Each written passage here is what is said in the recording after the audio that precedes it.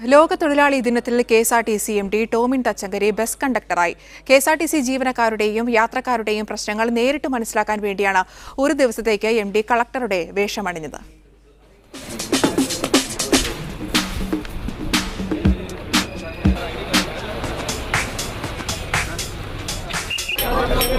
തമ്പാനൂരിൽ നിന്ന് ഇന്ന് രാവിലെ 11 മണിക്ക് പുറപ്പെട്ട കോഴിക്കോട് സൂപ്പർഫാസ്റ്റിന് ഡബിൾ ബെൽ അടിച്ചത് MD Tomin J Thachankary. DGP കുപ്പായത്തിലല്ല, തച്ചങ്കരിക്കായി തയ്പ്പിച്ച കണ്ടക്ടർ യൂണിഫോമിൽ തന്നെ. പ്രജകളുടെ ക്ഷേമമറിയാനാണ് ഈ വേഷം മാറ്റം.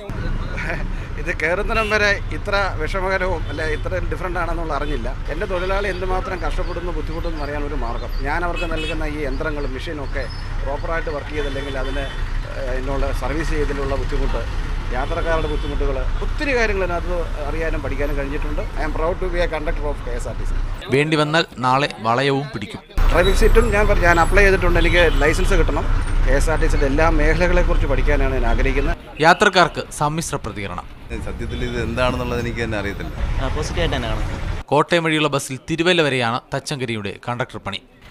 ഷിജിത് കണ്ണോവിനൊപ്പം ജെ മുഹാജിർ, മീഡിയ 1, തിരുവനന്തപുരം.